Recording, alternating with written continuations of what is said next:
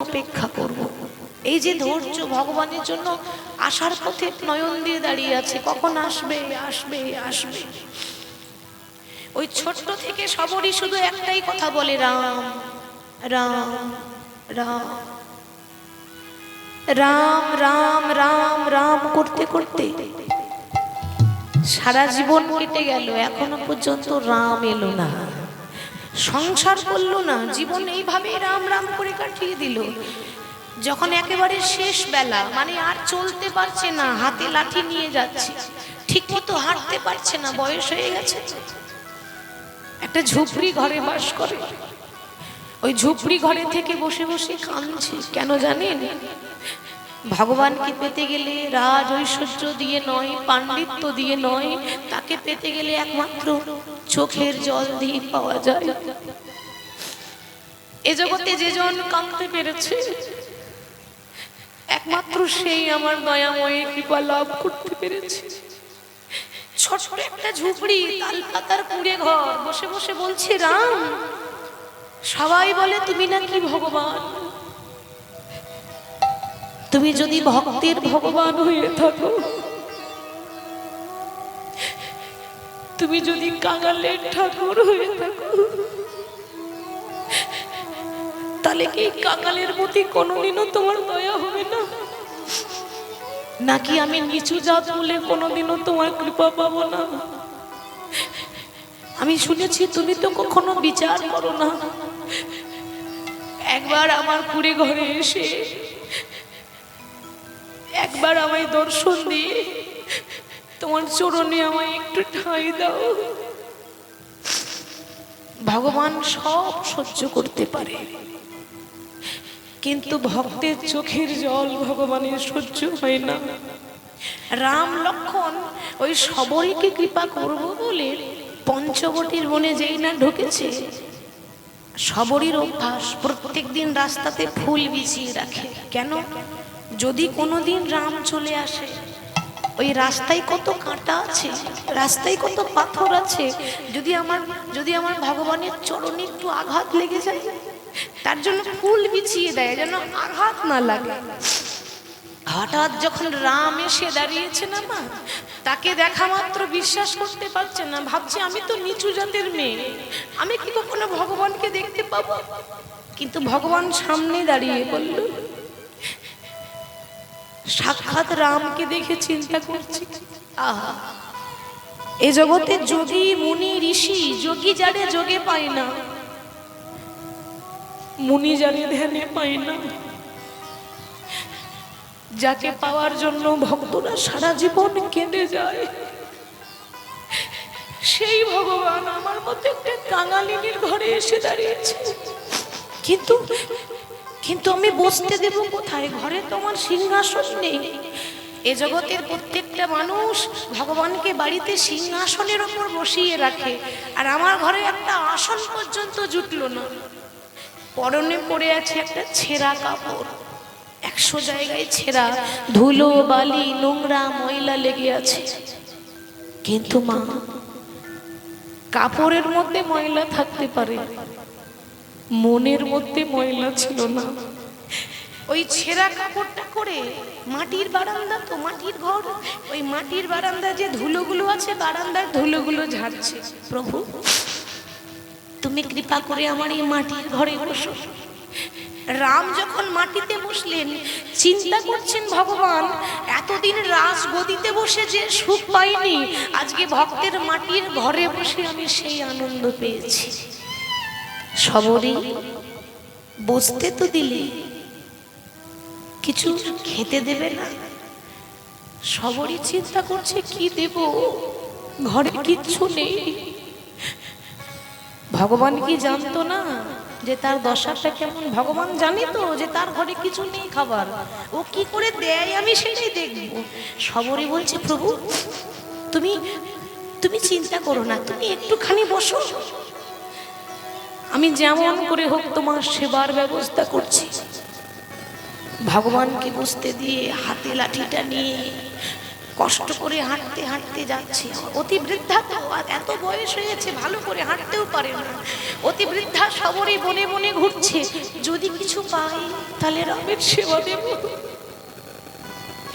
হঠাৎ একটা কুল গাছ দেখতে পেয়েছে।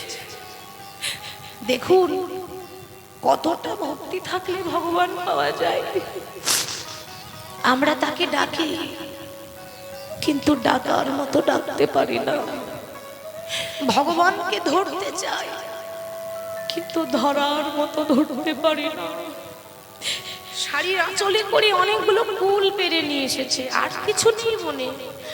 কুলগুলো নিয়ে চিন্তা করছে ভগবান তো রাজভোগ খায়, এই কুল দিয়ে কি ভগবানকে সেবা দেওয়া যায়? ভগবান কি কুল খাবে? কিন্তু সত্যি করে বলুন, কোন শাস্ত্রে কি ভগবান এটা লিখেছে যে আমাকে 56 ভোগ দিয়ে পূজা করো? ভগবান বলেছে ভক্ত মোর, আমাকে দেওয়ার মতো যদি তোমাদের ঘরে কিছু না থাকে, নাই বা রইল, এ জগতে প্রত্যেকটা ভক্তকে আমি একটা করে গঙ্গার একটা যমুনা দিয়েছি, দুটি নয়ন। এই নয়ন জলে বক্ষ ভাসিয়ে কেউ যদি একবার কৃষ্ণ কৃপা করো বলে ডাকতে পারে, আমি জন্ম জন্মান্তরের মতো তার কাছে দাস হয়ে যাই। সবরই আঁচলে করে সেই কুল মেরে ভগবানের কাছে এসে দাঁড়ালো। এবার যখনই সেবা দিতে যাবে চিন্তা করছে আমি যে ভগবানকে দেব, যদি কুলের মধ্যে পোকা থাকে তাহলে তো আমার ভগবানের ক্ষতি হবে, মরতে হলে আমি আগে মরবো, আমার ভগবানের জন্য ক্ষতি না হয়।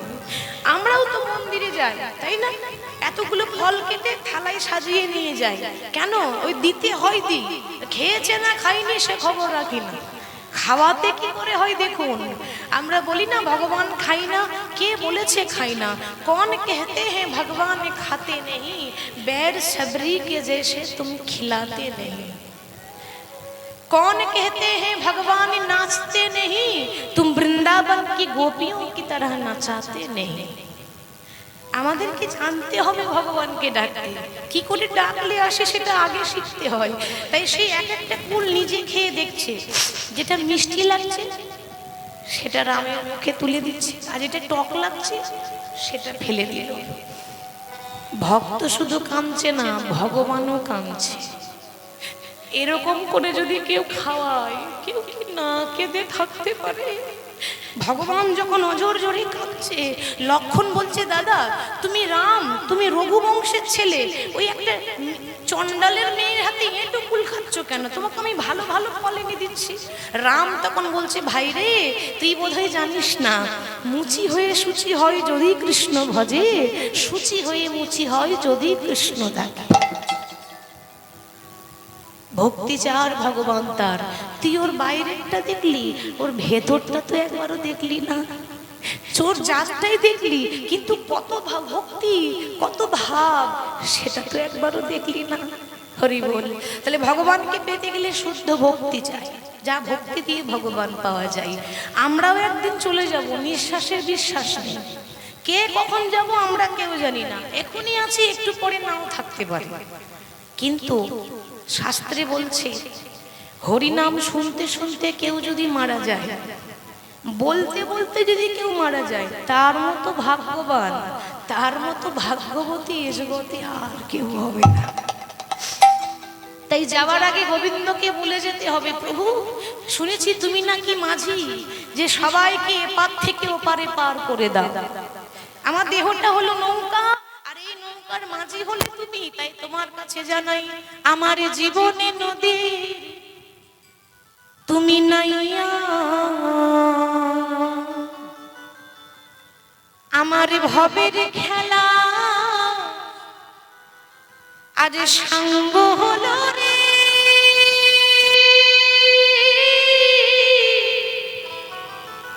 সেদিন দিও পার করি আমার জীবন নদীর নাইয়া, আমার জীবন নদীর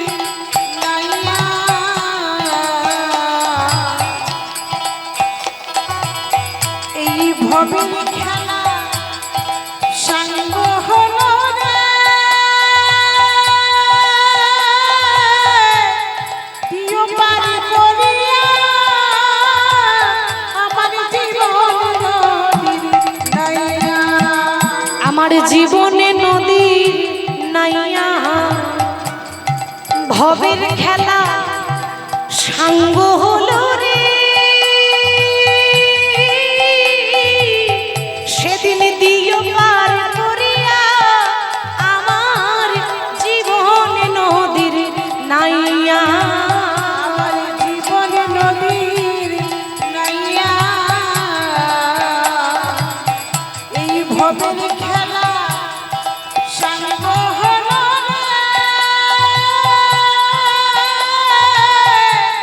দিও পার করিয়া আমার জীবন নদীর নাইয়া। যেদিন আপনার জীবনে শেষ বিয়ে হবে, সবার হবে, আমারও হবে, আপনারও হবে, সেদিন বাবা আপনার বিয়ের ভোজ, সবাই খাবে বিয়ের ভোজ, কিন্তু আপনি খেতে পাবেন না।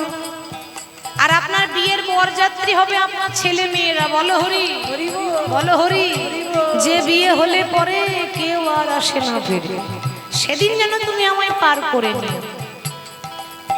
ও বন্ধু রে,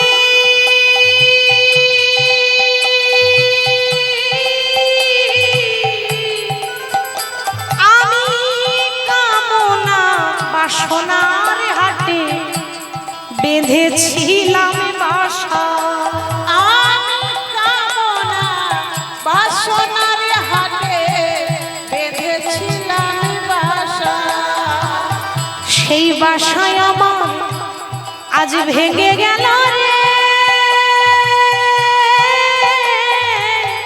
সেদিন দিও পার করিয়া আমার জীবন নদীর নাইয়া, আমার জীবন নদীর নাইয়া,